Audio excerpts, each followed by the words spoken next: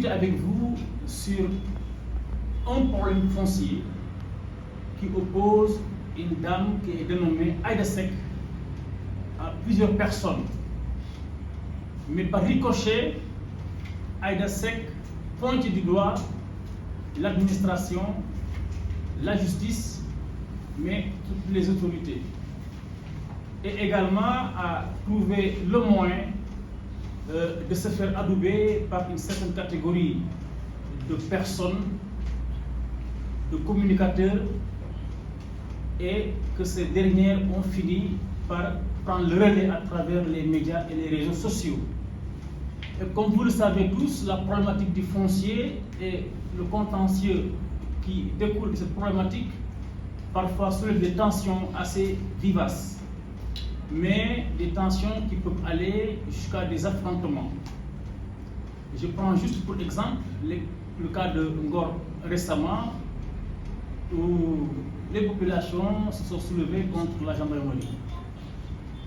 Je ne serai pas très long dans cet aspect parce que ce n'est pas l'objet du contentieux qui nous réunit aujourd'hui, mais c'est juste une parenthèse qui nous pousse à aller vers la prévention, vers l'alerte et à donner la bonne information aux populations. Pour le cas à l'espèce, il s'agit d'une dame Aïda Seck qui habite en Ngor, qui dans le passé avait des terrains.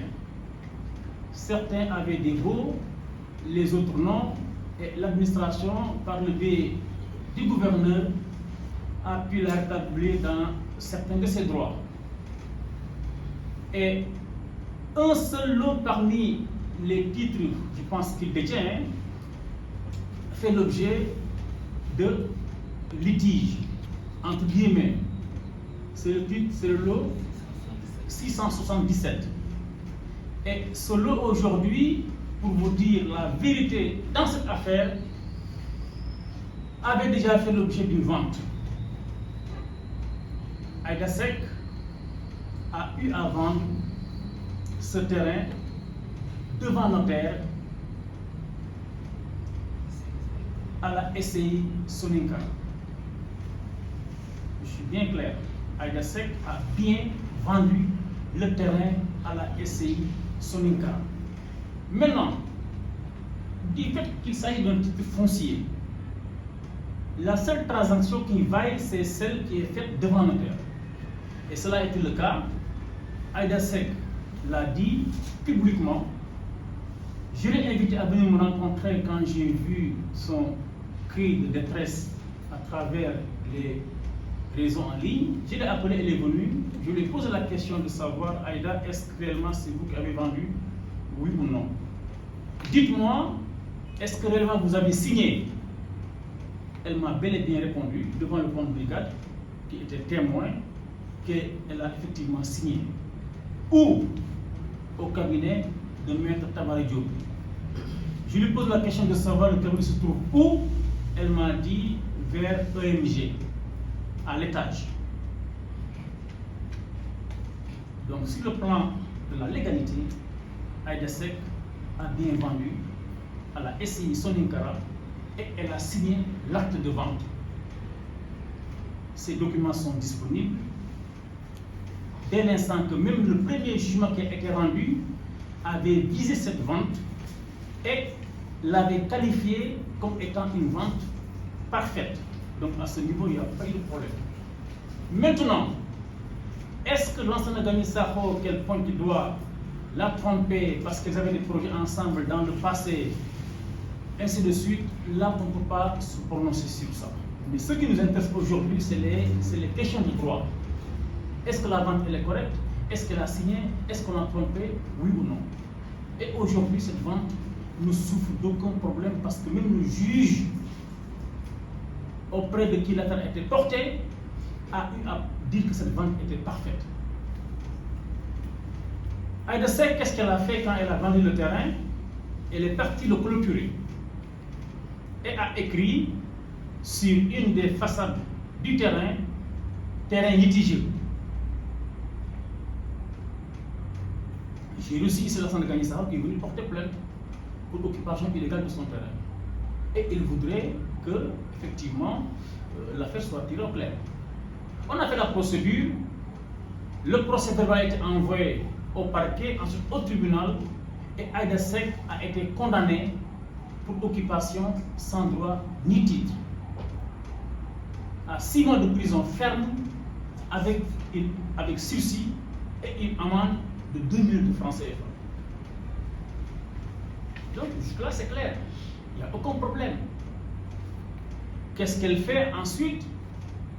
Elle a fait appel, naturellement. Quand elle a fait appel, le juge n'est pas revenu sur les faits d'occupation illégale de terrain appartenant à autrui, mais le juge a demandé à la SCI Sonincara de payer la somme de 150 millions de francs CFA avant l'exécution des opérations de démolition et d'expulsion. C'est écrit l'ensemble de Gamissa. On reçoit que la SCI, représentée par son mandataire, qui a également demandé à ce que la sanction soit exécutée. Le dossier est retourné au tribunal. Et en fin de compte, le tribunal condamne la dame Aïda Seck encore à 6 mois avec sursis, mais cette fois-ci revoit le montant à payer en indemnité de 2 millions de francs CFA à 500 000 francs. Aujourd'hui, c'est le dernier document officiel qu'on a reçu du tribunal. Et ça, c'est antérieur, c'est bien postérieur du moins à l'acte d'appel que Aïda Seck nous a remis. Il faut qu'on soit très clair. L'acte d'appel que Aïda Seck nous a donné est bien antérieur au jugement rendu en 2021. Cela veut dire quoi? Cela veut dire qu'à la date d'aujourd'hui, Aïda Seck est condamnée à payer 500 000 francs CFA et 6 mois avec sursis. Elle a eu à citer des gens, des autorités comme Madiambal. Effectivement, c'est de bonne guerre. Ce qui s'est passé ensuite, c'est quoi? C'est que la SCI, après avoir acquis le terrain, a revendu la parcelle à l'épouse de Madiambal Diagne. Devant notaire, a revendu la parcelle à l'épouse de Madiambal Diagne. Et cette dernière dispose aujourd'hui d'un titre de propriété. Si vous êtes à la conservation foncière, ce n'est pas le nom Aïda Seck qui sort, mais c'est le nom de cette dame qui apparaît à la conservation foncière. Si vous voulez demander la propriété d'un terrain, il faut aller à la conservation. Et c'est le nom de la dame qui sort.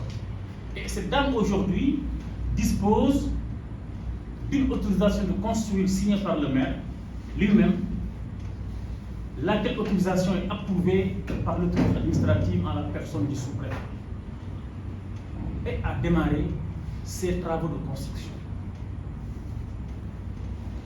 Par contre, là où je suis vraiment en phase avec Aïda Seck, c'est quand elle nous a saisis pour dire que la dame empiète sur le lot voisin au 677. À l'apparence, c'est vrai.